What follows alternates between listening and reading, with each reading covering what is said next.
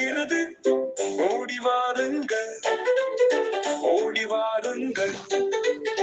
மகிழ்தமிழ் மகிழ்தமிழ் நாடி வாருங்கள். மகிழ்ந்து படிக்கவும் தமிழை வளர்க்கவும் தமிழ் தமிழ் உங்களை அழைக்கிறது.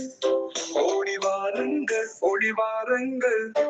மகிழ் தமிழ் நாடி வாருங்கள். மகிழ்ந்து படிக்கவும் தமிழை வளர்க்கவும் தமிழ் உங்களை அழைக்கிறது. ஓடி வாருங்கள்.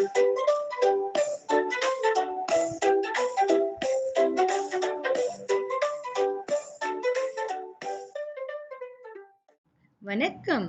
மகிழ்தமிழ் 4ஆம் பாடத்தில் சந்திப்பதில் மிகவும் மகிழ்ச்சி. எல்லோரும் நலமாக இருக்கிறீர்களா? இன்று கண்மணி வீட்டில் என்ன நடந்தது தெரியுமா? கண்மணி கையில் ஒரு பட்டம் இருந்தது. அதில் புலி படம் வரையப்பட்டிருந்தது. கண்மணி கண்கள் விரிய படத்தையே உற்று நோக்கினாள். முந்தைய நாள் அவளுடைய அப்பா கடையில் அந்த பட்டத்தை வாங்கி கொடுத்தார். புலியின் கண் அவளை பயமுறுத்தியது. கண்மணி கம்பு ஒன்று எடுத்து அதன் கண்ணை தொட்டு பார்த்து வியந்தாள். மாடிப்படியில் இறங்கி வந்த அம்மா அதனைக் கண்டு சிரித்தார்.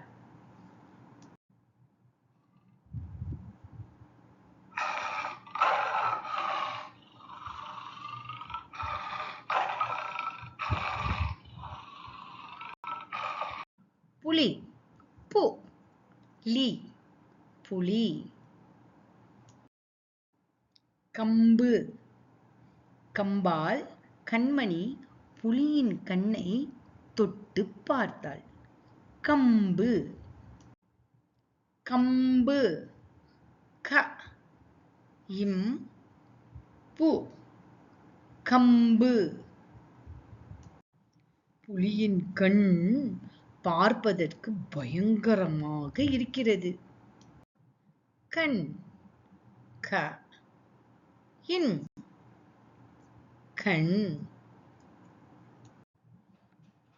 படி, படியில் இருந்துதான் அம்மா இறங்கி வந்தார்.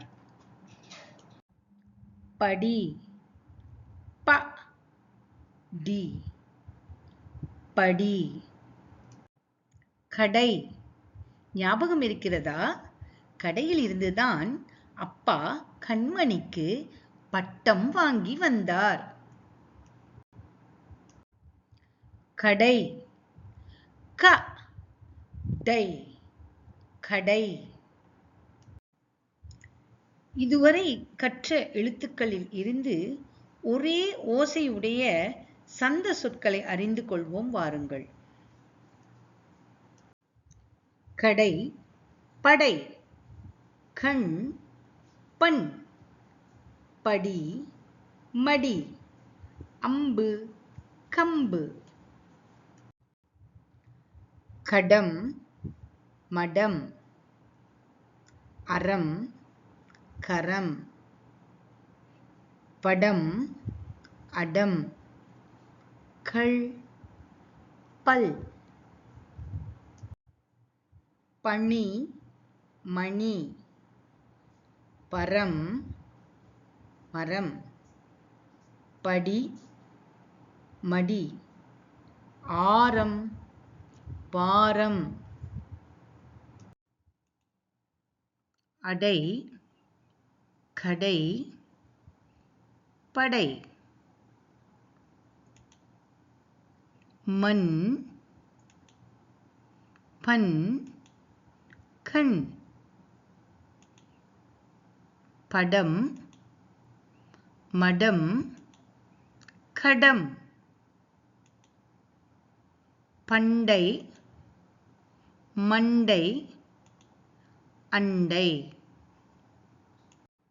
இன்றைய பாடத்தில் நாம் பு, க, இன், டை, டி ஆகிய எழுத்துக்களில் புலி, கம்பு, கண், கடை, படி ஆகிய சொற்களையும் அறிந்துள்ளோம். இந்த புதிய எழுத்துக்களைக் கொண்டு நாம் சந்த சொற்களையும் உருவாக்கி வாசித்து உள்ளோம். இன்றைய மகிழ்தமிழ் பாடம் ஒரு நிறைவை அடைகிறது. மீண்டும் சந்திக்கும் வரை நன்றி, வணக்கம்.